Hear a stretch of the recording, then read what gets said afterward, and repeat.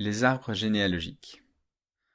Tu as compris comment Mendel a étudié la transmission de caractères héréditaires chez les petits pois. Et en fait, les principes de l'hérédité sont applicables à tous les êtres vivants, y compris les humains. Sauf qu'évidemment, chez les humains, on ne peut pas se permettre d'étudier l'hérédité comme chez les petits pois. Si tu demandes à deux individus de faire des descendants pour pouvoir étudier leur génotype et leur phénotype, ils risquent de trouver ça bizarre.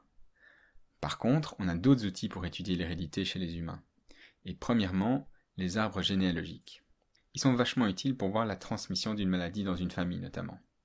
Alors en voici deux exemples.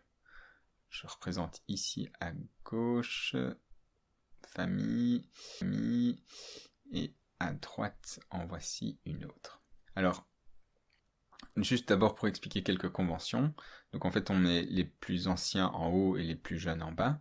Et alors par convention on va représenter les mâles sous forme de carré et les femelles sous forme ronde. Alors il n'y a aucun jugement de valeur là derrière. Et on indique souvent, mais pas toujours, les générations par des chiffres romains. La première génération tout au-dessus sera par un chiffre 1, la suivante par un chiffre 2, etc. Et puis au sein d'une génération, on numérote souvent les individus 1, 2, 3, 4, etc. Alors, les individus qui présentent le caractère qu'on étudie seront coloriés ou noircis, alors que les individus qui ne présentent pas ce caractère seront représentés par des cases vides. Alors attention, seuls les phénotypes sont représentés dans un arbre généalogique. Tout le défi, évidemment, ça va être d'arriver à interpréter les génotypes. Alors ici, on a représenté deux arbres. Chacun d'entre eux montre l'évolution d'une maladie héréditaire dans une famille donnée. À gauche, une famille où des personnes ont souffert de la maladie de Huntington, une maladie héréditaire grave qui provoque la dégénérescence de tout le système nerveux. Et à droite, une famille qui a connu des cas de mucoviscidose, une autre maladie héréditaire grave qui affecte la production de mucus dans de nombreux organes, mais dont les problèmes principaux vont se révéler au niveau respiratoire. Alors, ici, n'oublions pas évidemment que ce sont des vraies maladies graves et que ce n'est pas juste qu'un jeu. On fait des exercices là-dessus dans les classes, mais c'est pour mieux comprendre comment ça fonctionne et mieux former des personnes qui pourraient éventuellement avoir à travailler là-dedans. Mais n'oublions jamais qu'il y a des vraies personnes et des vies derrière tout ça et de la qualité de vie qui est affectée évidemment. La première chose que je voudrais qu'on voit ensemble, c'est que sur base de ces arbres, on peut déjà diagnostiquer si les maladies en question sont à transmission dominante ou récessive. Toi, est-ce que en regardant ces arbres, tu as une idée de quelle maladie serait de quel type de transmission? Et pourquoi? Réfléchis un peu. Alors ici, la réponse c'est... Appuie sur pause si tu veux d'abord y réfléchir. Voilà. Eh bien, la maladie dominante, c'est la gauche, et donc c'est la maladie d'Huntington, et celle à droite est la récessive, la mucoviscidose. Alors, parfois, les élèves se disent «Ah mais oui, à gauche on en voit plus, donc c'est dominant, et à droite il y en a moins, donc c'est récessif». Alors malheureusement, c'est pas si simple.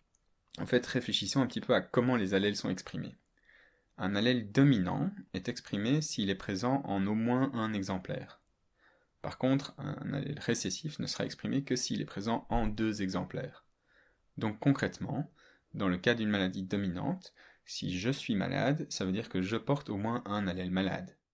Mais cet allèle malade, j'ai dû le recevoir d'un parent, qui portait du coup au moins un allèle malade aussi, alors. Donc d'office, si je suis atteint par une maladie dominante, je devais avoir au moins un parent atteint par cette maladie aussi. Donc dans le cas d'une maladie dominante, si je vois une personne qui est malade, on doit pouvoir retrouver, en remontant dans le passé, au moins un parent direct malade à chaque génération. Et c'est le cas ici.